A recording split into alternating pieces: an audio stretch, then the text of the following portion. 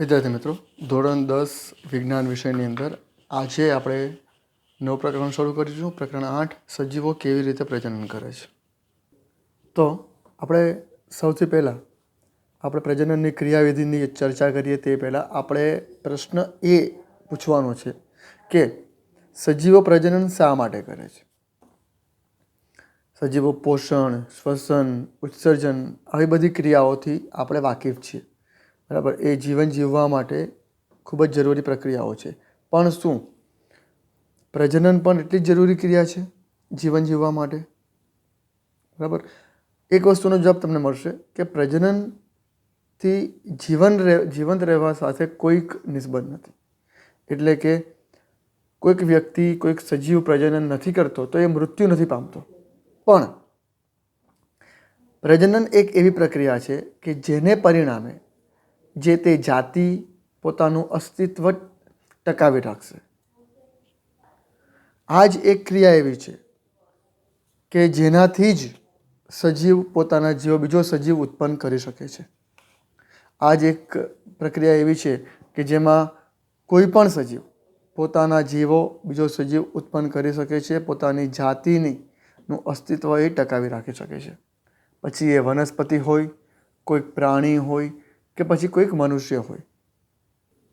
તો બીજો પ્રશ્ન એ આવે કે જે વ્યક્તિ પ્રજનન કરે છે, શું એ સજીવ પૂર્ણરૂપે પોતાની પ્રતિકૃતિનું સર્જન કરી શકે છે? એનો અર્થ શું થાય કે શું એ પોતાના જેવી જ બીજી પ્રતિકૃતિની આપણે વાત કરી કે એ આ પ્રક્રિયા છે કે જેમાં એક સજીવ પોતાના જેવો બીજો સજીવ ઉત્પન્ન કરે છે, તો શું એ સંપૂર્ણપણે પોતાના જેવો સજીવ ઉત્પન્ન કરશે?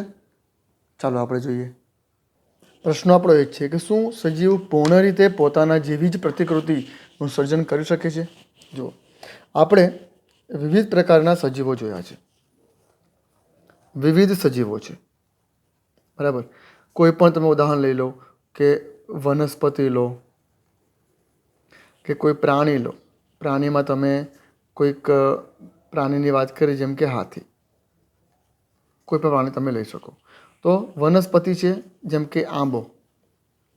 તો આંબાનું વૃક્ષ જે કંઈ પણ પ્રજનન કરીને બીજ ઉત્પન્ન કરે છે, ફળ ઉત્પન્ન કરે, ત્યાર પછી બીજ ઉત્પન્ન કરે અને એ બીજમાંથી નવો આંબો બને છે, નવું વૃક્ષ બને છે, બરાબર. આંબાનું નવું વૃક્ષ બને છે. એવી રીતે હાથી જ્યારે પણ પ્રજનન કરશે તો એ પોતાના જેવો જ બીજો હાથી ઉત્પન્ન કરશે, નવી સંતતિ ઉત્પન્ન કરશે, બરાબર. અને આ સંતતિ જે કંઈ પણ હોય, વનસ્પતિ હોય, પ્રાણી હોય, મનુષ્યની પણ વાત કરી લો, તો આવા સજીવો જે હશે એ સજીવો સંરચનામાં,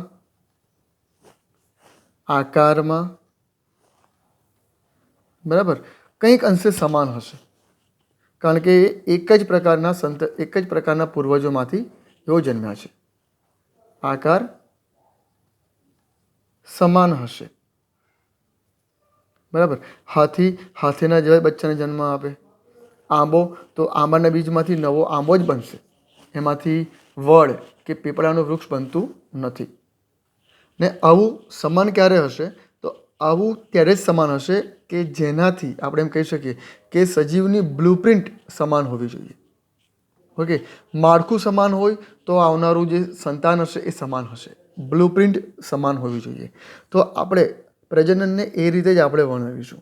પ્રજનન એટલે કે એક એવી ક્રિયા કે જેના દ્વારા સજીવ સંરચનાની બ્લુપ્રિન્ટ તૈયાર કરે છે. સજીવો શું કરે છે? સજીવો સંરચનાની બ્લુપ્રિન્ટ તૈયાર કરે છે. આપણે પરીક્ષા આપવાના હોય ત્યારે આપણે પેપરની બ્લુપ્રિન્ટ આપણે તૈયાર કરતા હોઈએ છીએ, બરાબર. જે કંઈ વિષયના આધારે એમાં કેટલા 1 માર્કના પ્રશ્નો પૂછાશે, કેટલા 2 માર્કના પ્રશ્નો પૂછાશે, કેટલા 3 માર્કના પ્રશ્નો પૂછાશે અને એને આધારે પેપરની અંદર પ્રશ્નો અલગ અલગ હશે પણ બ્લુપ્રિન્ટ સેમ હશે. એવી રીતે સજીવો સંરચનાની બ્લુપ્રિન્ટ તૈયાર કરે છે, બરાબર. એનો એ છે આ પ્રજનનની ક્રિયા. ઓકે, પ્રજનન.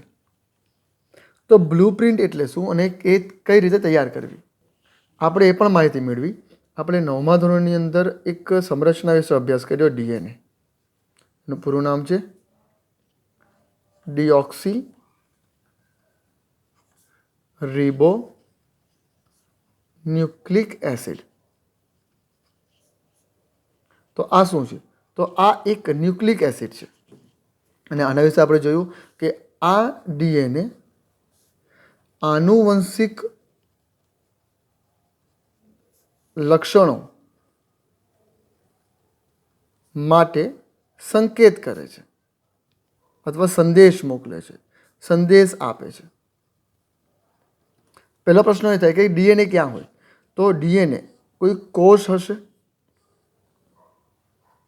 આ કોષ છે, તો કોષના કોષ કેન્દ્રની અંદર આ એનું કોષ કેન્દ્ર, અને કોષ કેન્દ્રની અંદર હશે રંગસૂત્રો, અને એ રંગસૂત્રો એ આ ડીએનએનું જ એક પ્રોપર સ્વરૂપ છે. ઓકે, આની અંદર તમને જોવા મળશે ડીએનએ, રાઈટ. ને આ ડીએનએ શું ધરાવે છે? આનુવંશિક લક્ષણો માટેનો સંદેશ. આનુવંશિક લક્ષણો માટેનો સંદેશ એટલે શું? આપણે જોયું કે હાથીના જ બચ્ચાને જન્મ આપે. વનસ્પતિ જેમ કે આંબો, તો એ આંબાનું જ વૃક્ષ ઉત્પન્ન કરે છે. તો એ આંબાનું વૃક્ષ કેમ ઉત્પન્ન કરે? કારણ કે આંબાના જે ડીએનએ છે એના જેવા ડીએનએ બીજી વનસ્પતિના નથી હોતા. દરેક વનસ્પતિના ડીએનએ અલગ અલગ હોય. એવી રીતે દરેક પ્રાણીના ડીએનએ અને એમાં રહેલા અણુઓની ગોઠવણી પણ અલગ અલગ હોય છે. એને પરિણામે આ ડીએનએ એ એક એવી બ્લુપ્રિન્ટ છે કે જેને આધારે તમે જો ડીએનએમાં ફેરફાર થઈ જાય ને તો આખું ને આખું પ્રાણી બદલાઈ જતું હોય છે. આ કોષ કેન્દ્રમાં આવેલો એવો ઘટક છે કે જેના દ્વારા નવું પ્રાણી જન્મ લેતો હોય છે, નવો સજીવ જન્મ લેતો હોય છે. ને આ આનુવંશિક લક્ષણો જે હોય છે, આ આનુવંશિક લક્ષણો ક્યાંથી આવે છે? તો પિતૃ ડીએનએ જે હશે, એટલે કે માતા પિતા, એ પિતૃ ડીએનએમાંથી સંતતિમાં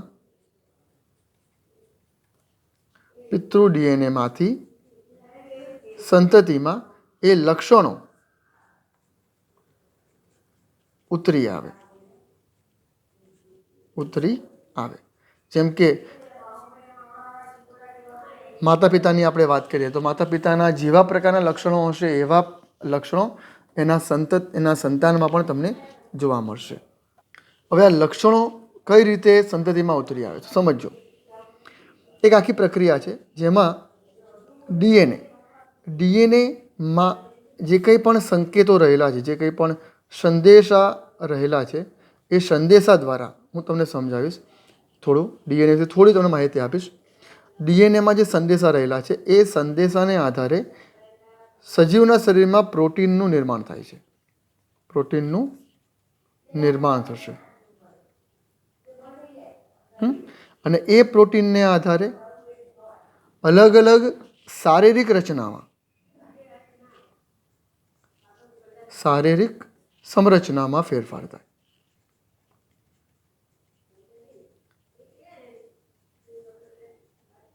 ઓકે, આ એ પ્રોટીન છે કે જે ડીએનએમાંથી બન્યો છે. ડીએનએ દ્વારા જ પ્રોટીનનું નિર્માણ થાય, બરાબર. અને એ પ્રોટીન દ્વારા જ શરીરની અંદર સંરચનાઓમાં ફેર આવતો હોય છે.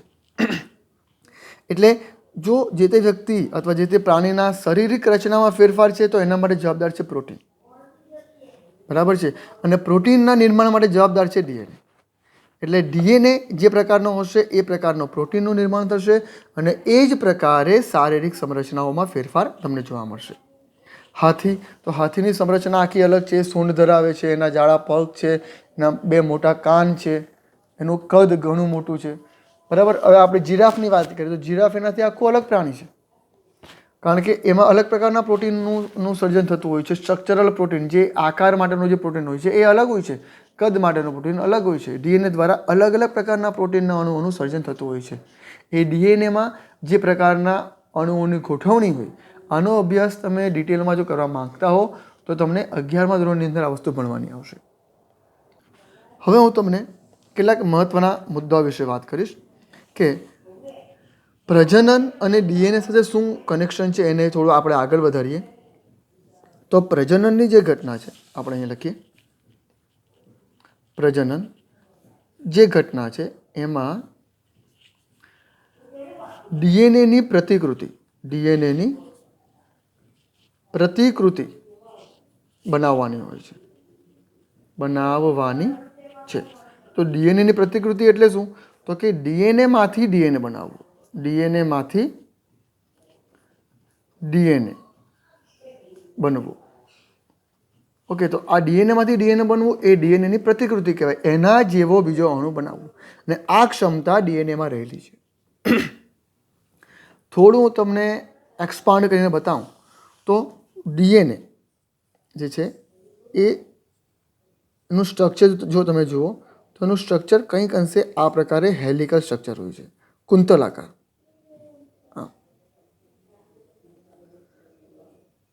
આની અંદર નાઇટ્રોજન ધરાવતા બેઝ પદાર્થો આવેલા હોય છે. આખો ડીએનએ એક રાસાયણિક પદાર્થના સ્વરૂપમાં જ છે, યાદ રાખજો. રાઈટ. હવે ડીએનએની અંદર શું જોવા મળે? તો ડીએનએમાં અણુઓની ગોઠવણી થયેલી હોય. કયા અણુઓ? તો 4 પ્રકારના નાઇટ્રોજન બેઝ પદાર્થ આવે. નાઇટ્રોજન બેઝ પદાર્થો, બરાબર.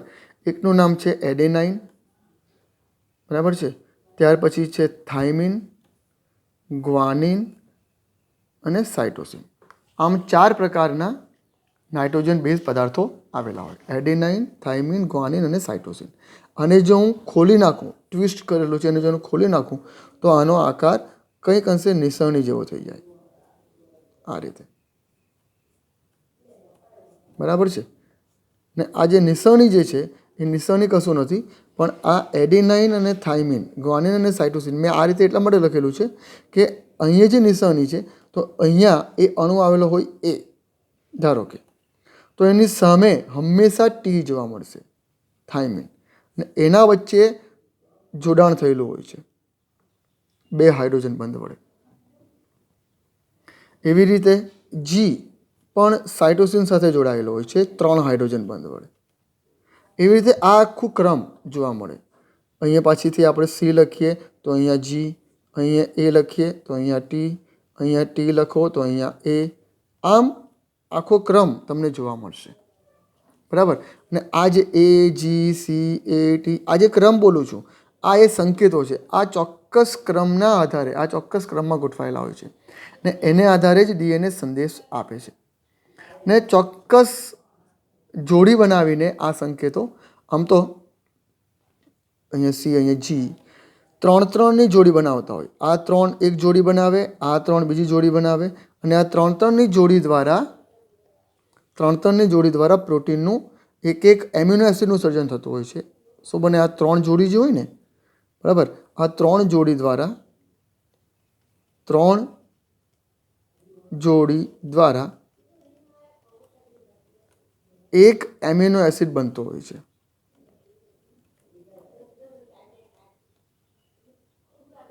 બરાબર. અને આવા 20 એમિનો એસિડ ભેગા થશે ત્યારે પ્રોટીનનો એક અણુ બને છે. આનો અર્થ શું થાય કે આ જે ક્રમ છે, જેમ કે TCG, તો આ એ ક્રમ છે કે જે ચોક્કસ પ્રકારનો એમિનો એસિડ બનાવશે, ને આવા 20 એમિનો એસિડ બનશે તે જોડાઈને પ્રોટીનનો એક અણુ બને છે, બરાબર. ને આને લીધે જ આ પ્રોટીન જેમ જેમ બનતા જશે તેમ શરીરની રચનાઓમાં પણ બદલાવ આવતો જશે. ચાલો ફરીથી આપણે વાત કરીએ કે પ્રજનન શું છે તે. તો પ્રજનન એ ડીએનએમાંથી ડીએનએ બનવાની પ્રક્રિયા છે. કેવી રીતે?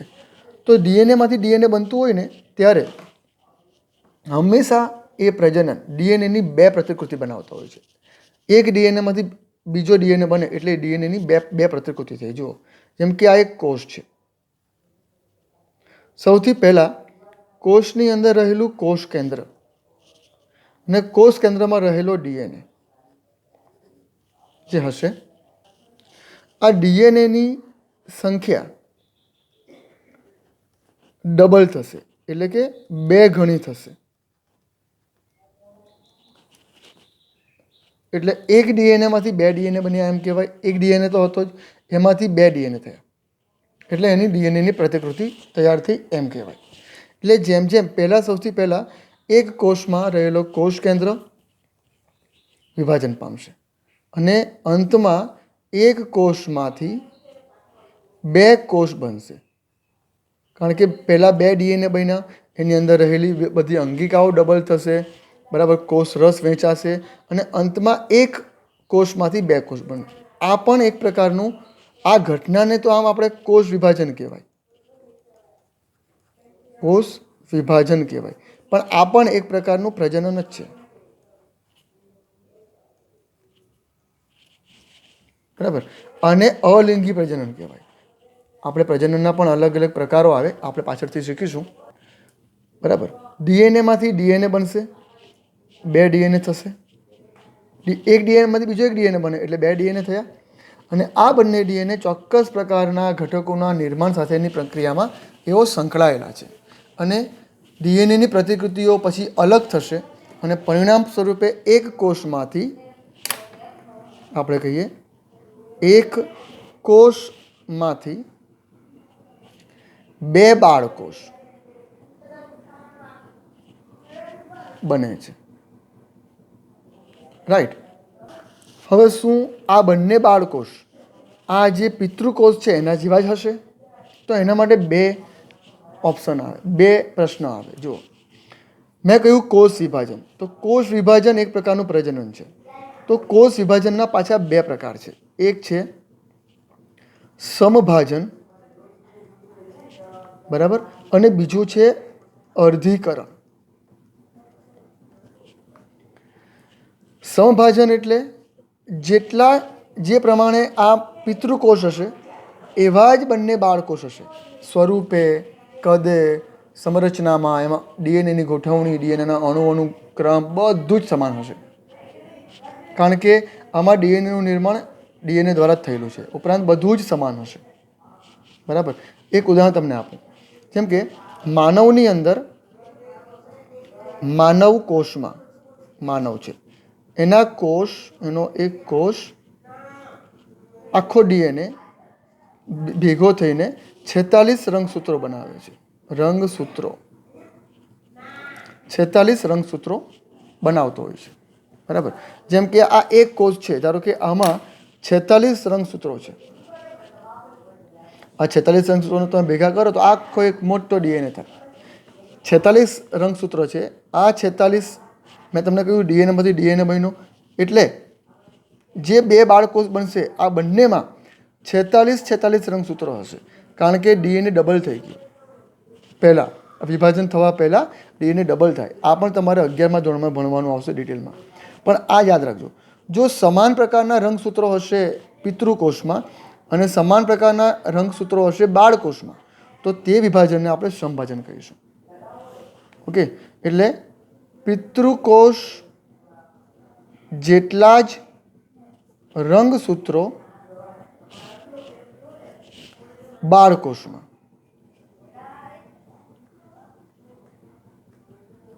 બરાબર. હવે અર્ધીકરણ એટલે શું? હા, અને આ સમભાજન શેમાં થાય? પહેલાં તો માનવ પણ 2 પ્રકારના કોષ ધરાવે. આ જે કોષ જેમાં 46 રંગસૂત્રો છે આને શરીરના કોષો કહેવાય, એટલે કે દૈહિક કોષ કહેવાય. દૈહિક કોષ એટલે કે આપણા શરીરના કોષ, હાથ, પગ, ચહેરો, બરાબર, શરીરના અંગો. એક પ્રજનન અંગ સિવાયના બધા જ કોષો આ પ્રકારના કોષ હોય છે જે 46 રંગસૂત્રો ધરાવે. બીજો જે એક કોષ હોય, બરાબર, એને જનન કોષ કહેવાય. જનન કોષમાં રંગસૂત્રોની સંખ્યા અડધી હોય. એટલે અહીંયા 46 હોય તો અહીંયા 23 રંગસૂત્રો જોવા મળે. ને એમાં 2 પ્રકાર પડે. જો નર હશે તો એ નર પોતે શુક્રકોષ ઉત્પન્ન કરે છે જેની અંદર 23 રંગસૂત્રો હશે, અડધા રંગસૂત્રો હશે.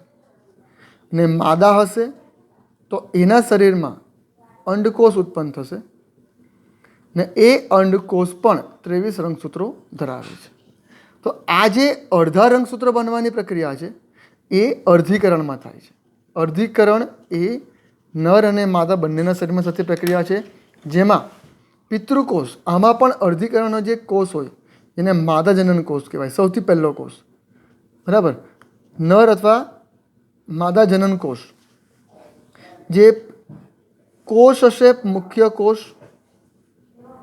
બરાબર, એમાંથી જે કોષો બનશે એમાં રંગસૂત્રોની સંખ્યા અડધી હશે, અડધી હોય. શેમાં? બાળકોષમાં. બાળકોષમાં એવો એક કોષમાંથી જે બાળકોષ બનશે એમાં રંગસૂત્રોની સંખ્યા અડધી હશે, જેને એ ઘટનાને અર્ધીકરણ કહેવાય. એટલે આ જે કોષ ઉત્પન્ન થશે એમાં પણ પ્રશ્ન આવે બે, કે શું એ કોષ સમાન હશે બાળકોષો? તો જો સમાન હશે, ક્યારે સમાન હશે? જો એ સમભાજનથી વિભાજન પામેલા હશે તો એ સમાન હશે. જો અર્ધીકરણથી વિભાજન પામેલા હશે તો એમાં રંગસૂત્રોની સંખ્યા અડધી થઈ ગઈ હશે, બરાબર. તો એમાં અહીંયા 46 હશે તો અહીંયા 23 રંગસૂત્રો બનશે અર્ધીકરણની પ્રક્રિયા દ્વારા. અને અર્ધીકરણની પ્રક્રિયા એ ફક્ત અને ફક્ત જનન કોષોમાં થાય છે. જનન કોષોમાં પ્રક્રિયા થશે અર્ધીકરણ. જ્યારે દૈહિક કોષો છે એમાં સમભાજન દ્વારા વિભાજન થશે. હવે આપણે માનવની વાત કરીએ તો માનવમાં આવેલા નર અને માદા કોષ, જ્યારે માનવ પ્રજનન કરે છે તો એમાં જે શુક્રકોષ હોય છે, આ શુક્રકોષ, બરાબર, એ જ્યારે અંડકોષ સાથે, આ છે અંડકોષ, આ માતાનો અંડકોષ અને આ પિતાનો શુક્રકોષ,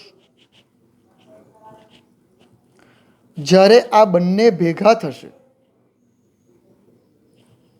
ભેગા થઈને જે એક કોષ બનશે,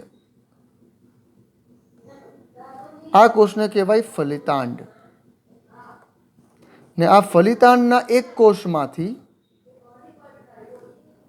કોષમાંથી બનશે બાળક અથવા સંતાન અથવા સંતતિ, બરાબર છે. તો આની પાસે રંગસૂત્રો કેટલા છે? શુક્રકોષ પાસે જુઓ 23. આની પાસે કેટલા રંગસૂત્રો છે? 23 જ્યારે ભેગા થશે અને આ રંગસૂત્રો શેમાં હોય? એના કોષ કેન્દ્રમાં હોય. આ 23 રંગસૂત્રો બંને ભેગા થશે અને બનશે 46 રંગસૂત્રોવાળું ફલિતાંડ. એટલે જે બાળક જન્મશે એની પાસે 46 રંગસૂત્રો હશે. પછી એ જ્યારે ચોક્કસ ઉંમરે પહોંચશે ત્યારે એ શુક્રકોષ અને અંડકોષ ઉત્પન્ન કરતો હોય છે અને એને પરિણામે ભિન્નતા સર્જાતી હોય. શું સર્જાય? ભિન્નતા. કારણ કે માતાના અંડકોષ એની અંદર રહેલા ડીએનએ અલગ હોય, પિતાના શુક્રકોષ એની અંદર રહેલા ડીએનએ અલગ હોય. બે ભિન્ન ડીએનએ જ્યારે ભેગા થશે ત્યારે ભિન્નતાને પરિણામે જે બાળક જન્મશે એ સંપૂર્ણપણે ના તો માતા જેવો હોય ના તો સંપૂર્ણપણે પિતા જેવો હોય. એ બંનેના લક્ષણોને મળતો આવતો સંતાન હશે. ને આવો ભિન્ન પ્રકારનો સજીવ શા માટે જન્મવો જોઈએ? ભિન્નતાનું મહત્ત્વ શું છે?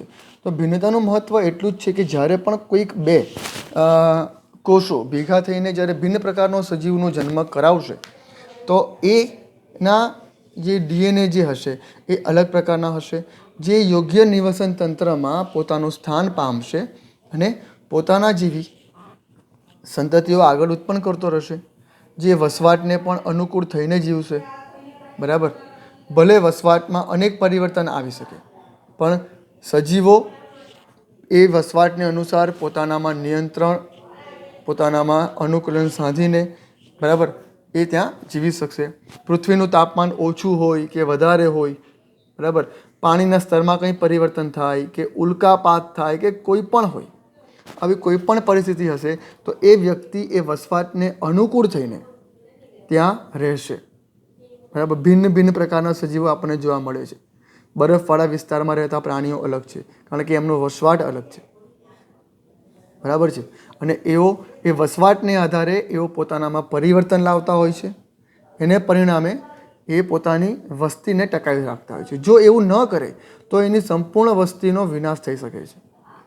બરાબર. એટલે ભિન્નતા એટલા માટે જરૂરી છે કે જેમ જેમ ભિન્ન પ્રકારની પરિસ્થિતિમાં નવા નવા સજીવો જન્મશે તેમ એ ભિન્નતાને પરિણામે જ એ વસવાટને એ અનુકૂળ થશે.